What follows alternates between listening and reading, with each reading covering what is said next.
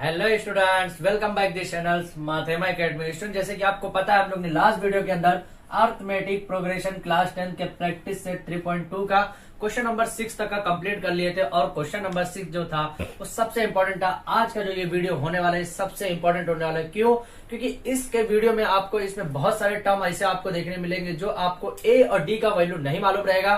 फिर भी आपको टी एन जो 21st टर्म या 45 टर्म जो भी टर्म आपको दिया रहेगा फिर भी फाइंड आउट करना पड़ेगा। और कैसे करने का है, किस तरह से करने का है और किस टॉपिक पे कैसे करने का है। अगर क्वेश्चन सेम रहे, आपका सिर्फ वैल्यू चेंज करता है, तो आपको किस तरह से करने का वो आज के वीडियो में हम लोग देखने वाले हैं। ठीक है, तो क्वेश्चन नंबर 7 जरा ध्यान से देखिए। The 11th term and the 21st term of the AP are 16 and 29 respectively। मतलब क्या बोला है कि 11 टर्म मतलब यहाँ पे आपका जो 11 टर्म है इसकी जो वैल्यू है वो कितना है, इसकी जो वैल्यू है वो ये है 16 है। ठीक है, ये बोला गया है। दूसरा क्या बोला है कि 21st टर्म की जो वैल्यू है वो कितना है, 29 है। समझ में आया? कितना है, 29 है। अब देखिए क्या बोला है, find the 41st term of an AP. मतलब 41 फर्स्ट टर्म का एपी मालूम करने का है। अब देखिए, इस तरह का क्वेश्चन अभी तक हम लोग ने देखा नहीं। अभी तक हम लोग ने क्या देखा था कि एक सीक्वेंस अगर दिया रहता था, वो सीक्वेंस से हमको डायरेक्टली क्या बोलता था, 21st टर्म फाइंड आउट कीजिए या फिर हाउ मेनी नंबर्स, ये दो तरह का फाइंड आउट कीजिए। इस तरह का हम लोग ने देखा था, लेकिन इस तरह से क्वेश्चन अभी तक हम लोग ने देखा नहीं है। तो चलिए आज इस टाइप का क्वेश्चन देखते हैं और इस तरह का क्वेश्चन कैसा भी आएगा तो करना है क्या आपको। देखिए, सबसे पहले मैं यहाँ पे फिर से आपको फॉर्मूला एक बार रिवाइज करा दूं। T N is equal to A plus N minus 1 into D. यही फॉर्मूला हमारे पास है, कुछ भी नया नहीं है। ये फॉर्मूले पे हमारा 3.2 पूरी तरह से निकल जाने वाला है। 3.3 जब आएगा उसमें एक नया फॉर्मूला आएगा जो मैं आपको स्टार्ट में बताने वाला हूँ, टेंशन मत लीजिए। ठीक है, अभी देखिए ये फॉर्मूले में अभी तक हम लोग क्या कर रहे थे, मान लीजिए 3, 6, 9, 12 समथिंग कुछ वैल्यू एक आपका सीक्वेंस अभी तक दिया हुआ था। ठीक है, यही सीक्वेंस दिया हुआ था। तो ये सीक्वेंस में हमको क्या करना रहता था कि मान लीजिए 21st टर्म फाइंड आउट करने बोलता था। क्या बोलता था कि 21वां टर्म फाइंड आउट कीजिए। ये तो एक चीज आपने नोटिस किया होगा कि इसके अंदर आपको ए और डी की वैल्यू मालूम रहती थी। मतलब ए की वैल्यू कितना है, यहाँ पे 3 है, डी की वैल्यू भी 3 ही रहेगी, बरोबर, क्योंकि यहाँ पे मेन डिफरेंस 3 आने वाला है। ठीक है, कॉमा यहाँ पे करके मेन डिफरेंस 3 आएगा। अब यहाँ पे ए और डी की वैल्यू मालूम होने के बाद हम लोग डायरेक्टली निकाल सकते थे, लेकिन इस क्वेश्चन के अंदर ऐसा ए और डी की वैल्यू कहीं दिया नहीं है। मतलब सीक्वेंस में भी नहीं दिया है, ऐसा कोई क्वेश्चन भी नहीं दिया कि 3, 6, 9, 12 ऐसा कोई सीक्वेंस भी नहीं दिया है। और अलग से ऐसा बोला भी नहीं है कि A is equal to something value, D is equal to something value, ऐसा कुछ बोला भी नहीं है। तो फिर उसके अलावा find the 41st term of an AP, उसके बाद भी नहीं दिया तो भी हमको 41st टर्म ऑफ एपी पता लगाने का। तो भाई ये पता कैसे लगाएंगे, इस टाइप का क्वेश्चन अगर एग्जाम में आया तो करना कैसे, एकदम माइंड से ध्यान से रखिए। सबसे पहले करना क्या, आंसर नंबर 7 के साथ मैं जाऊंगा यहाँ पे। ठीक है, तो आपको क्या दिया हुआ है, गिवन डाटा में यहाँ पे क्या लिखूंगा मैं, गिवन डेटा। मतलब आपको जो क्वेश्चन में दिया हुआ है, क्या क्या दिया हुआ है, 11 टर्म, मतलब ये T11 बोलूंगा इसको मैं। 11 टर्म मतलब यही रहता है। T11 की वैल्यू कितनी दी हुई है, 16। कैसे पता चला, क्योंकि 11 टर्म एंड 21st टर्म एक के बाद एक दिया हुआ है, तो पहले की वैल्यू ये रहेगी, दूसरे की वैल्यू ये रहने वाली है। ठीक है, 11 टर्म कितना दिया हुआ, 16, और ये कितना दिया हुआ है, 21st टर्म की वैल्यू कितनी दी हुई है, 29। समझ में? निकालना क्या है आपको, 41। कितना निकालना है, T41 की वैल्यू आपको निकालने का है। ठीक है, देखिए 4 ऐसा लिखिए या ऐसा लिखिए, दोनों चलेगा, लेकिन कोशिश कीजिए मेरे जैसा मत कीजिए। या तो अगर ऐसा लिख रहे तो कंटिन्यू ऐसे लिखते चलिए, अगर ऐसा लिख रहे तो ऐसे लिखते चलिए। ठीक है, दोनों मिक्स करके मत लिखिए वरना एग्जामिनर कंफ्यूज हो सकता है। ठीक है, 41। ओके, अब देखिए इसमें एडी की वैल्यू नहीं दिया है, तो यहाँ पे सपोर्टिंग रोल 11 टर्म और 21st टर्म सपोर्टिंग रोल के बेसिस पे यहाँ पे हमारा निकालना है। कैसे, ध्यान से देखिए। वी नो दैट, फिर से फॉर्मूला वही लिखूंगा, वी नो दैट। क्या आपको पता है कि T N is equal to A plus N minus 1 into D. Okay, ये फॉर्मूला हमको, तो टी एन में पहले ये यूज कीजिए, T11 यूज कीजिए। तो T11 इज इक्वल टू क्या लिखूंगा, ए की वैल्यू है क्या, नहीं है, ए प्लस एन की वैल्यू क्या है, कितना है, 11, 11 माइनस 1, डी की वैल्यू है क्या, नहीं है, तो डी की वैल्यू ऐसे लिखूंगा। अब T11 की पर्टिकुलर वैल्यू है कितना है, 16। 16 इज इक्वल टू, आप ध्यान दीजिए, ए प्लस 11 में से 1 जाएगा, कितना बचेगा, 10, ए प्लस 10D। इसको मैं क्या करूंगा, इक्वेशन नंबर 1 दूंगा। समझ में आया क्या बोल रहा हूं, इक्वेशन नंबर 1 दूंगा। सेम फिर से इक्वेशन आप लिखेंगे, फिर से फॉर्मूला लिखेंगे, Tn is equal to A plus n-1 into D. अब इस टाइम क्या करेंगे, ये 21st टर्म को पुटअप करेंगे। 21st टर्म को पुटअप करेंगे तो क्या हो जाएगा, ध्यान से देखिए 21st टर्म को मान लीजिए अगर मैं पुटअप करूं तो क्या हो जाएगा, T21 इज इक्वल टू क्या हो जाएगा, a प्लस n की वैल्यू है क्या 21 है, 21 माइनस 1 इंटू डी, यही होने वाला है। 21 की वैल्यू क्या पूरा पर्टिकुलर लिखा हुआ है 29 is equal to a plus 21 में से क्या है कितना बचेगा 20d।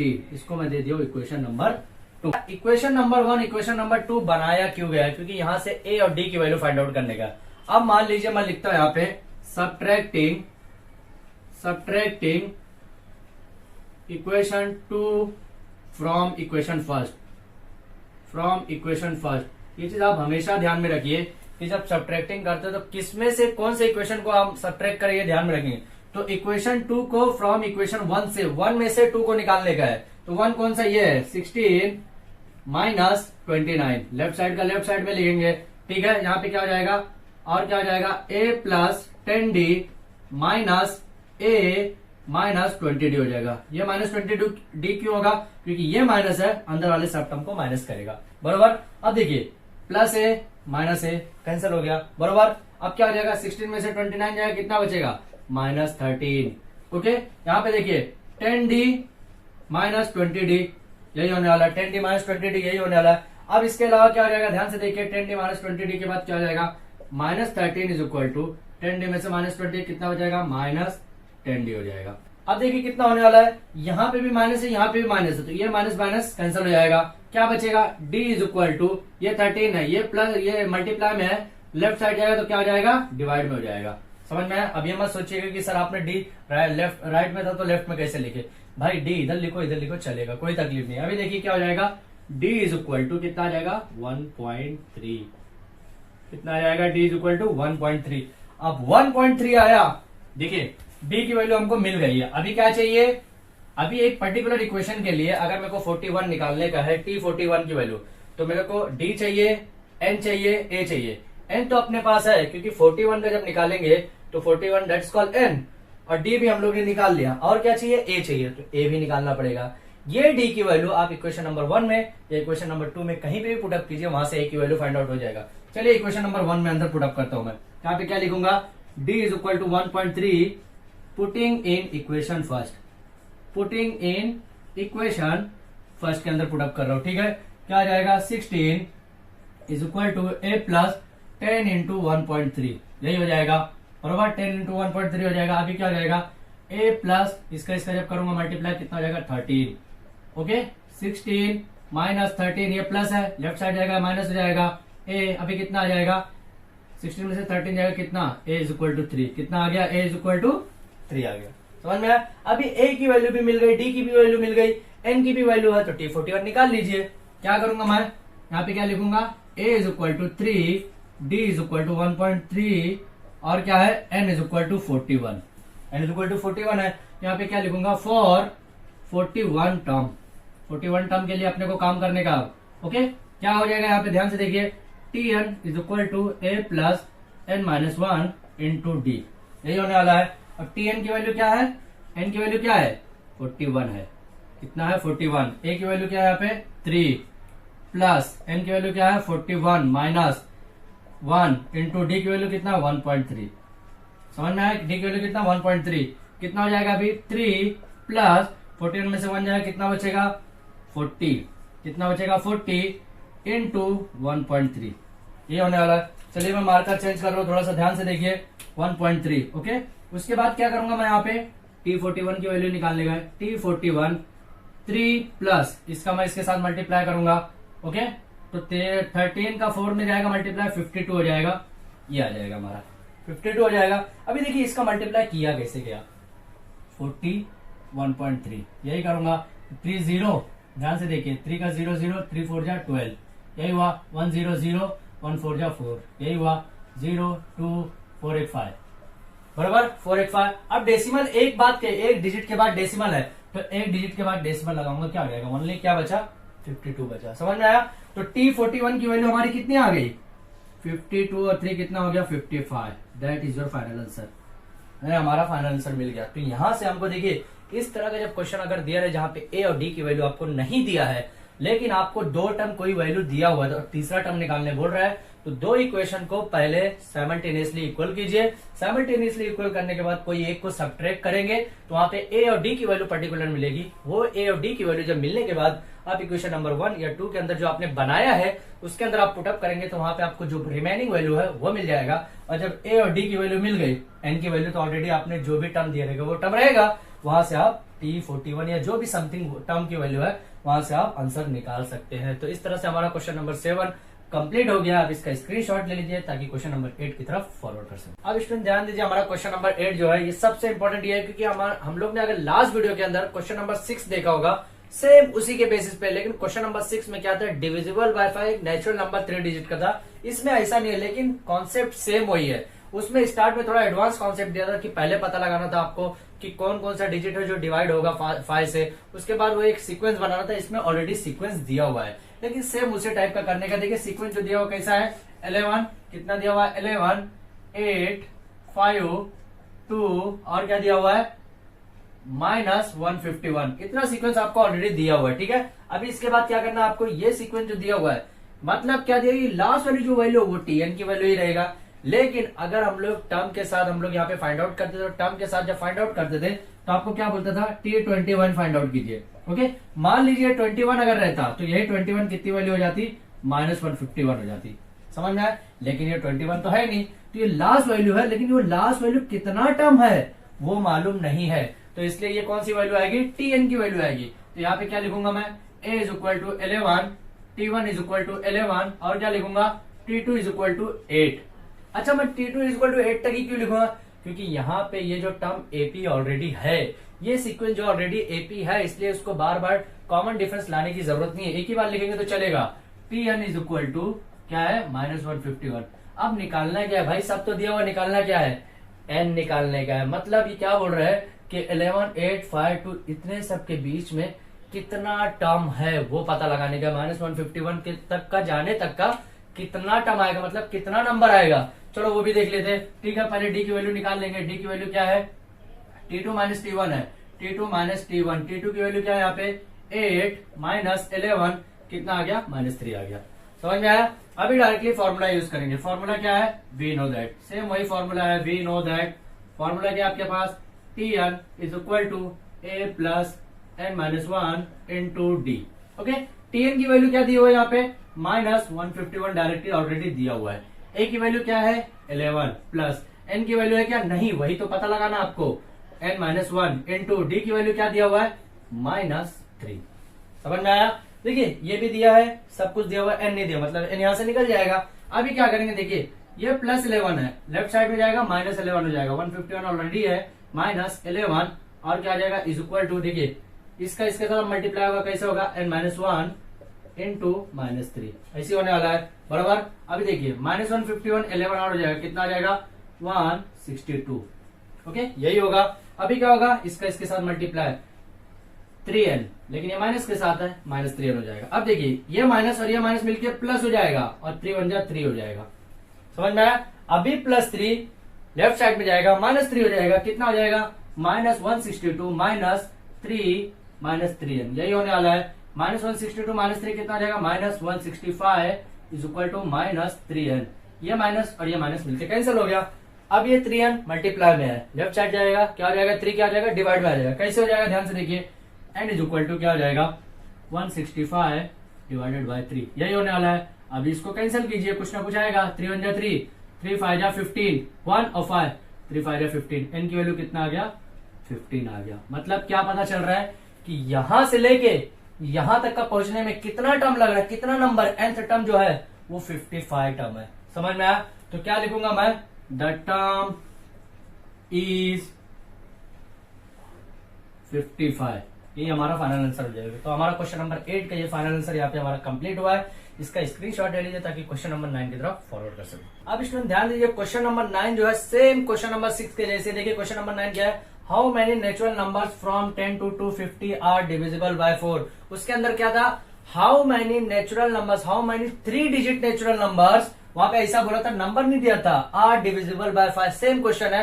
देखिए वो क्वेश्चन अभी तक आप लोग ने नहीं देखा है तो मैं आई बटन पे शो कर दूंगा, आपके राइट साइड में ऊपर जाके देखिए, उस पर आप क्लिक करेंगे, आपको क्वेश्चन नंबर 6 मिल जाएगा। आप वो अच्छे से समझेंगे तो ये क्वेश्चन आपको इजी वे में और अच्छे से समझ में आने वाला है। ठीक है, तो देखिए क्वेश्चन नंबर 9 क्या करना है, सेम आपको सेम कॉन्सेप्ट जो है क्वेश्चन नंबर 6 से जैसे थोड़ा सा अलग है। क्या अलग है कि 3 डिजिट वहां पे बोला था, वहां पे कोई नंबर नहीं शो किया था, यहाँ पे नंबर डायरेक्टली उसने शो किया है कि 10 से लेके 250 के बीच में 4 से डिवाइड होने वाला कितना नंबर है वो पता लगाने का है। तो देखिए सबसे पहले आंसर यहाँ पे मैं क्या लिखूंगा, आंसर नंबर 9 में अगर मैं लिखता हूं तो क्या लिखूंगा, देखिए रेंज जो हमारा रेंज क्या है 10 से लेके 250 तक का, तो क्या लिखूंगा यहाँ पे ध्यान से देखिए, 10 4 से डिवाइड होगा क्या, नहीं होगा। 11 होगा क्या, नहीं होगा। 12 होगा क्या, बिल्कुल होगा।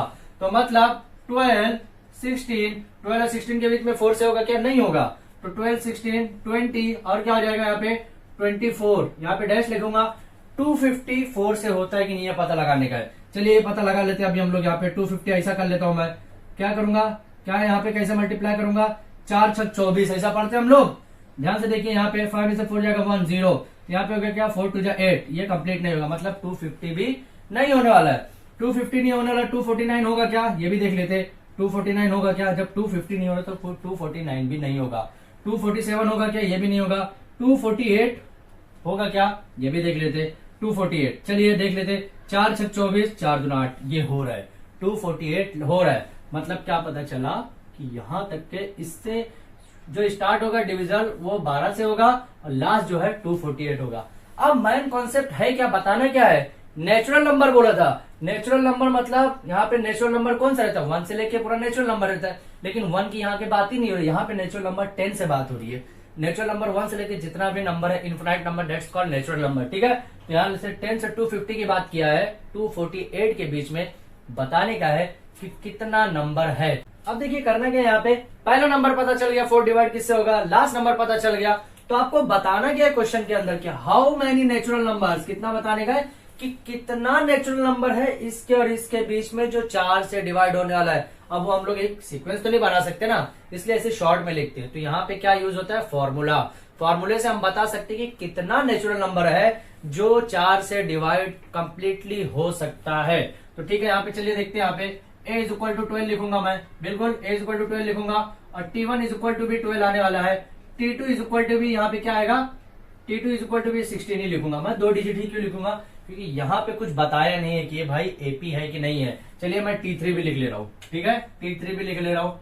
t3 इज इक्वल टू 20 लिखूंगा मैं, 2 बार में यहाँ पे कंज्यूम करूंगा, यहाँ पे 2 बार अज्यूम करके मैं पता लगाऊंगा कि ये भाई परफेक्ट एपी है कि नहीं, ये भी पता लगा लेता हूँ। ठीक है, और क्या है, tn इज इक्वल टू 248 है, बराबर, जो 4 से डिवाइड होगा। अब इसके आगे क्या लिखूंगा, ध्यान से देखिए, फॉर्मूला। फॉर्मूला लिखूंगा क्या, बिल्कुल लिखूंगा, we know that.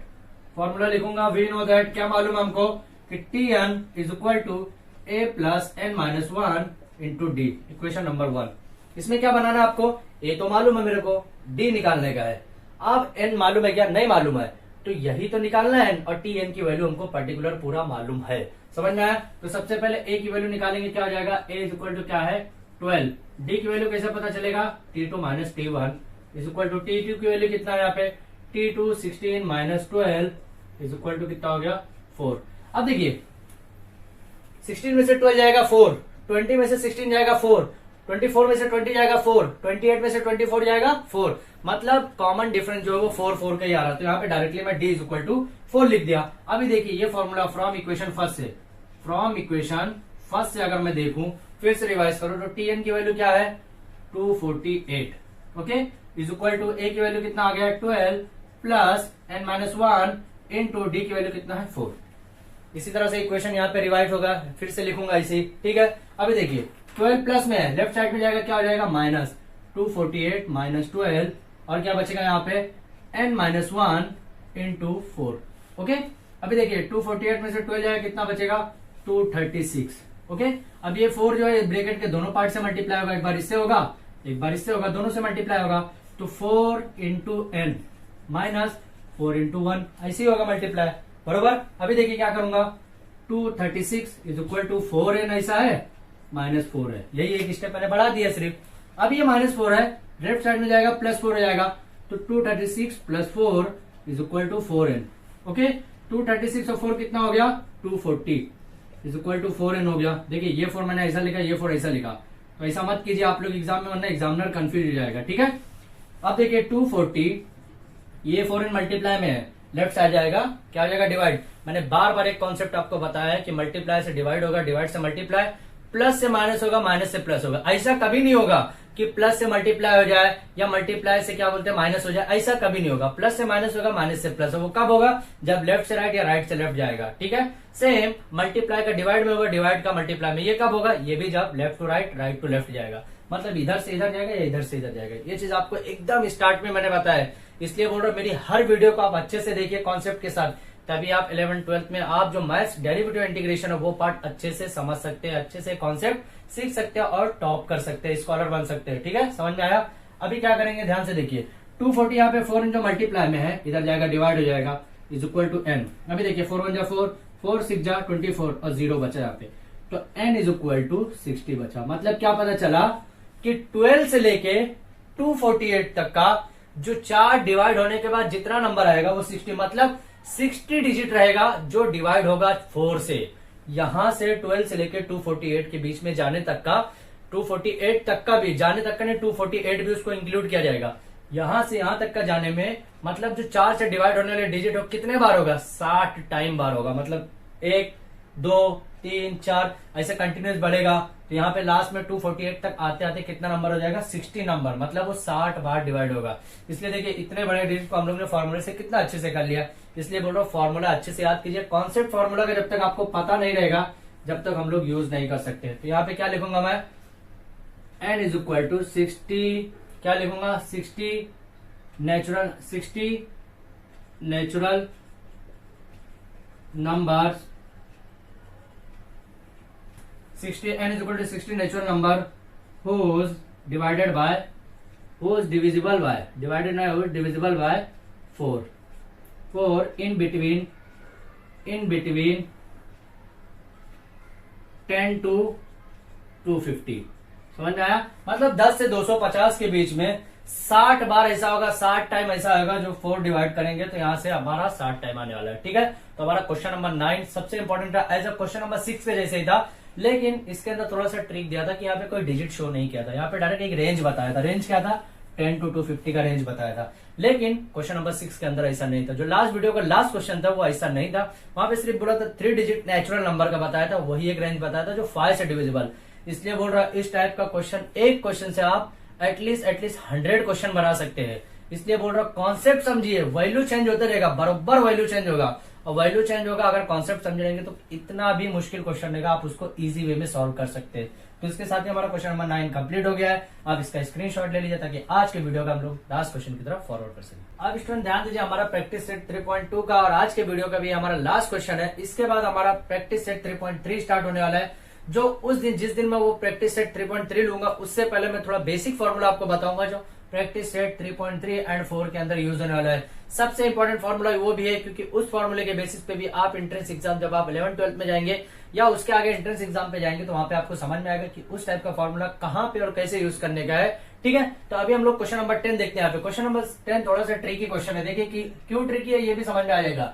In an AP मतलब एक अर्थमेटिक प्रोग्रेशन है, उसमें द 17 टर्म इज 7, कितना दिया हुआ है कि 17वां टर्म जो है वो 17 टर्म जो वो 7 है, मतलब उसकी वैल्यू क्या है 7 है। आगे देखिए क्या बोल रहा है, मोर देन इट्स 10 टर्म, मतलब 10 टर्म से ज्यादा है। ठीक है, फाइंड द कॉमन डिफरेंस। आप बोलेंगे सर ये कैसा क्वेश्चन है, ये तो अधूरा, ना ही पूरी तरह से नॉलेज दिया है, ना पूरी तरह से उसने बताया, ना पूरी तरह से उसने छुपाया, ये तो आधा अधूरा है, उसमें समझ में नहीं आ रहा है। देखिए कैसे होगा, ध्यान से देखिए। अभी तक हम लोग ने जो क्वेश्चन को देखा था कि या तो 2 टर्म की 2 वैल्यू दी रहती थी, तो वहां पे हमको एक पर्टिकुलर कोई एक टर्म निकालना रहता था, बरोबर, जो हम लोग ने क्वेश्चन नंबर 8 में देखा। ठीक है, आज के वीडियो के क्वेश्चन नंबर 8 में देखा, 8 क्वेश्चन नंबर 8, हाँ क्वेश्चन नंबर 8 में ही देखा। ठीक है, वहां पे क्या था कि 2 पर्टिकुलर वैल्यू दिए रहती थी कोई टर्म का, वहां पे हम लोग एक नया टर्म की वैल्यू निकालते थे। ठीक है, या फिर ऐसा रहता था अगर टर्म की वैल्यू दी हुई है लेकिन आप हमको नंबर निकालना रहता था एन, यहाँ पे अलग ही कॉन्सेप्ट दिया। अलग कॉन्सेप्ट क्या था कि भाई यहाँ पे ऐसा ऐसा टर्म दिया, कॉमन डिफरेंस निकालना है। तो चलिए करेंगे कैसे, देखिए करना कैसे है। T17 गिवन डेटा में क्या दिया हुआ है, यहाँ पे डायरेक्टली लिखूंगा मैं गिवन डेटा। गिवन डेटा में क्या दिया हुआ आपको यहाँ पे ध्यान से देखिए, T17 इज इक्वल टू क्या दिया हुआ है 7, बराबर। T10 की वैल्यू दी है क्या? नहीं दी हुई है। चलिए भाई दिया नहीं है लेकिन फिर भी हमको लिखना तो पड़ेगा। T10 की वैल्यू दिया नहीं है लेकिन फिर भी ऐसे T10 लिख लेते हैं। T10 वैल्यू ऐसा लिख लिया मैं, ठीक है। कांस्टेंट मतलब ये क्वेश्चन मार्क लिखा है, मतलब इसको पता लगाने का नहीं, T10 सिर्फ मैंने ऐसा लिख लिया है, ठीक है। या फिर चलिए ऐसा मत लिखिए, T10 लिखना ही नहीं आपको, सिर्फ ओनली आप लिखिए T10 given, T10 given given, सिर्फ ऐसा लिखेंगे और कुछ भी नहीं लिखेंगे, ठीक है। निकालना क्या आपको? कॉमन डिफरेंस, मतलब क्या निकालना है? डी की वैल्यू निकालने का, मतलब ये तो निकालना ना भाई। अभी देखते करना क्या आपको, सेम फॉर्मूला यूज करेंगे, वी नो दैट। क्या यूज करेंगे? We know that. हमारे पास फॉर्मूला है, क्या फॉर्मूला है? Tn is equal to A plus N minus one into D, यही फॉर्मूला है। Tn मान लीजिए मैं 17 का यूज करूंगा, T17 is equal to A plus N की वैल्यू क्या है? 17 माइनस वन इंटू डी। डी की वैल्यू मालूम है क्या? नहीं मालूम है, वही तो निकालना भाई हमको, ठीक है। अभी देखते क्या है। 17 की वैल्यू क्या है? 7। क्या है? 7। ए प्लस 17 में से 1 गया कितना? 16D, बरोबर, यही लिखूंगा। अब देखिए इसके अलावा मैं इसको और कैसे लिख सकता हूं? ए प्लस 16D, ये प्लस में है, राइट साइड में जाएगा, माइनस हो जाएगा, 0। Equation number 1। अब बोलेंगे सर ये 0 तो राइट साइड में आपने 0 लिखा।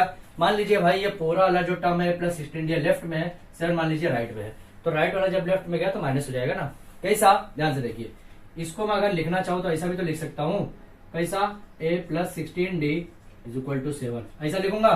फिर ये छोड़ के मैंने इसको ऐसा किया है, ए प्लस 16D प्लस 7 था, लेफ्ट साइड में गया माइनस 7 इज इक्वल टू 0। समझ में आया? अब देखिए एक और मान लीजिए फॉर्मूला फिर से मैंने लिखा, अगेन यूजिंग फॉर्मूला, यहाँ पे ऐसा लिख रहा हूं मैं, अगेन यूजिंग फॉर्मूला। फिर से मैं फॉर्मूला यूज करूं अगर, तो क्या होगा? Tn is equal to A plus N minus one into D. अब देखिए Tn, n की जगह मैं क्या यूज कर सकता हूं? T10 इज इक्वल टू ए की वैल्यू क्या है? नहीं मालूम, n की वैल्यू तो मालूम है ना, n की वैल्यू कितना है? 10 माइनस वन इंटू डी। समझ में आया क्या बोल रहा हूँ? 10 माइनस वन इंटू डी। अब देखिए इसको मैं कैसे लिखूंगा? T10 दिया हुआ है, T10 is equal to A plus 9D हो गया। कितना हो गया? a plus 9D। इसको मैं देता हूँ इक्वेशन नंबर 2। स्टूडेंट ध्यान से देखिए यहाँ पे कि इस टाइप के क्वेश्चन में देखिए सेंटेंस जब दिया हुआ, क्या दिया हुआ? 17 term is 7 more than it's 10 term. मतलब ये क्या दिया हुआ था कि T17 जो है वो इक्वल है T10 के। समझ में आया क्या बात की इसने? T17 जो है T10 के। इस टाइप का क्वेश्चन आपको एग्जाम में बहुत रेयर केस में पूछे जाएगा, लेकिन इस टाइप को समझ के रखिए ये सेंटेंस का मीनिंग क्या है। T17 is equal to T10 is equal है, मतलब क्या पता चला कि ये वाला कंडीशन जो है इसके इक्वल रहने वाला है। समझ में आया? ये कंडीशन जो है इसके इक्वल रहने वाला है। अब वो इक्वल कैसे हुआ?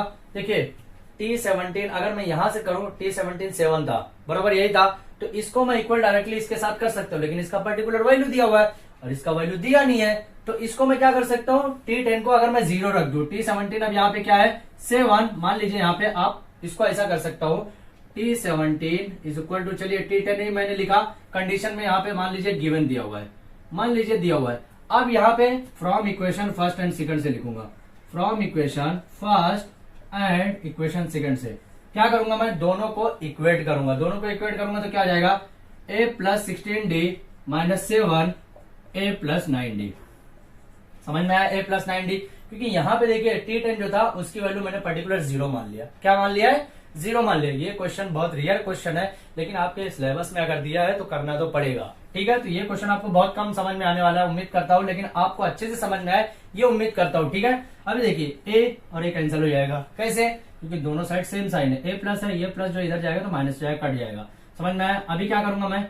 16D, ये प्लस 9D है, इधर जाएगा माइनस 9D हो जाएगा, ये माइनस 7D है, राइट साइड में जाएगा प्लस 7 हो जाएगा।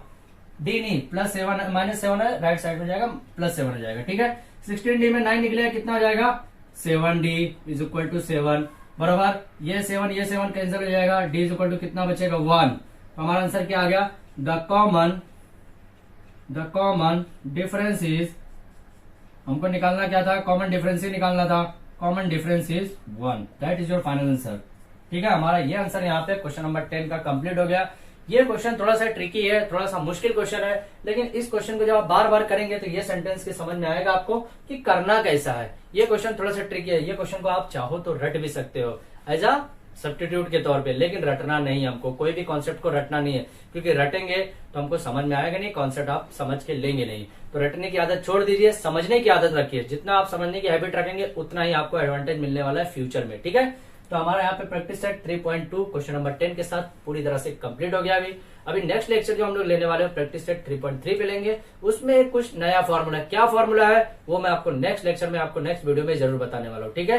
तो जो स्टूडेंट ने अभी तक हमारे चैनल को सब्सक्राइब नहीं किया है तो प्लीज हमारे चैनल को सब्सक्राइब कीजिए और अपने फ्रेंड सर्कल को भी सेंड कीजिए, ताकि इस टाइप का कॉन्सेप्ट और इस टाइप के ट्रिक क्वेश्चन को कैसे सॉल्व करने का है उनको भी अच्छे से पता हो सके। Thank you.